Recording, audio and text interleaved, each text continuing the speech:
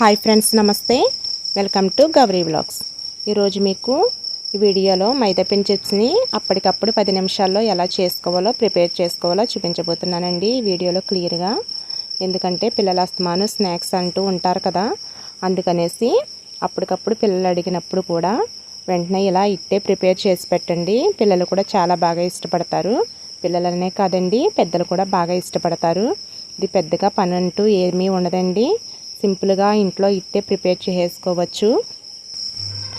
ఇప్పుడు ఈ మైదాపిండి చిప్స్ని ఎలా ప్రిపేర్ చేసుకోవాలో చూసేద్దాం రండి.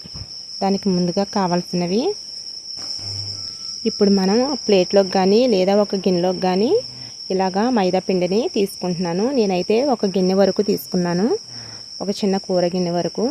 అందులోకి కొంచెం సాల్ట్ని వేసుకుని ఇలా చేతి వేళ్లతో ఇలాగా కొంచెం కలుపుకోండి. సాల్ట్ అనేది ఇలా కలుపుకోవడం వల్ల సాల్ట్ అనేది పిండి అంతా బాగా కలవడం వల్ల టేస్ట్ అనేది బాగా వస్తుంది. పిండికి సరిపడా నీళ్ళను కొంచెం కొంచెంగా పోసుకుంటూ పిండి అనేది మనం బాగా కలుపుకోవాలి. పిండి అనేది మనం ఎంత మృదువుగా కలుపుకుంటే అంత ఈ చిప్స్ అనేవి అంత గుల్లబారుతూ బాగా వస్తాయి. దీంట్లో నేను బేకింగ్ సోడా అటువంటి నేను ఏమీ వేయలేదండి. చిప్స్ అనేవి నాకు అంటే చాలా బాగా వచ్చినాయి. ఇంత మృదువుగా కలుపుకోవాలి పిండిని. ఈ పిండిని ఇలా కలుపుకున్న తర్వాత పైన కొంచెం చేతికి ఆయిల్ని రాసుకుని పైన అలా అప్లై చేసుకుని ఓ 10 నిమిషాల వరకు నాననించాను పిండిని. 10 నిమిషాల తర్వాత ఈ పిండిని తీసుకుని మరొకసారి చేతి వేళ్లతో ఇలాగా అదుముకుంటూ బాగా మళ్ళీ ఒకసారి కలుపుకోవాలి. ఎందుకంటే ఫస్ట్ మనం పిండిని కలిపిన తర్వాత కొంచెం ఆయిల్ అనేది అప్లై చేస్తాం కదండి, ఆ ఆయిల్ అనేది బాగా అబ్జర్వ్ చేసుకుంటుంది. అందుకనేసి ఆ ఆయిల్ని బాగా కలిసేటందుకు బాగా కలుపుకోవాలి. ఆ తర్వాత ఇలాగా 4 ముద్దలుగా నేను డివైడ్ చేసుకున్నాను. ఇలా 4 ముద్దలుగా డివైడ్ చేసుకున్న తర్వాత చపాతీ ఉంటుంది కదండి, చపాతీ పీట మీద పెట్టి చపాతీల కింద చేశాను. ఇలా చపాతీల కింద చేసిన తర్వాత మనం ఈ చపాతీలని ఎంత పలుచగా అంటే అంత పలుచగా చేసుకోవాలండి. పల్చని షీట్లా చేసుకున్నప్పుడే ఈ చిప్స్ అనేవి బాగా వస్తాయి. ఇలా పలుచగా చేసుకున్న తర్వాత మనకి ఏ షేప్ కావాలంటే ఆ షేప్లో, డైమండ్ షేప్ కావాలంటే డైమండ్ షేప్లో, కావాలంటే రౌండ్గా కూడా ఒక మూత పెట్టి కట్ చేసి పెట్టుకోవచ్చు. ఆ తర్వాత వేడిగా కాగుతున్న ఆయిల్లో ఈ చిప్స్ని ఒకదాని తర్వాత ఒకటి వేసుకుంటూ బాగా మొత్తం అన్నీ వేసుకున్న తర్వాత బాగా ఫ్రై చేసుకోవాలండి. ఇలా బాగా ఫ్రై చేసుకుంటున్నప్పుడు మంటను హై ఫ్లేమ్లో మాత్రం పెట్టకూడదండి, లో టు మీడియం ఫ్లేమ్లో పెట్టుకోవాలి.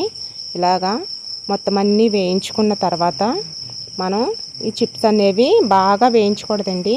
అలా బాగా వేయించినప్పుడు బాగా మాడిపోతాయి. అలా మాడకుండా ఇలా కొంచెం గోల్డెన్ కలర్ వచ్చిన తర్వాత తీసేసుకోవాలి. ఇలా తీసినప్పుడు కొంచెం వస్తే సరిపోద్దండి, తర్వాత వేడికి అనేది దాని అంతటా అదే వచ్చేస్తుంది కలర్ అనేది. కాబట్టి బాగా వేయించకండి. ఇలా తీసుకుంటున్న చిప్స్ని ఓ ప్లేట్లోకి తీసి పెట్టుకున్నానండి. ఇలా తీసుకున్న తర్వాత మీకు నచ్చితే ఇలాగే తినేయచ్చు, లేదంటే ఇందులోకి కొంచెం హాఫ్ టీ స్పూన్ కూడా కాదండి, పావు టీ స్పూన్ వరకు నేను కొంచెం రెడ్ చిల్లీ పౌడర్ని తీసుకున్నాను. ఇలా రెడ్ చిల్లీ పౌడర్ని తీసుకున్న తర్వాత దీంట్లో చూపించినట్టు ఇలా బాగా కలుపుకోవాలి.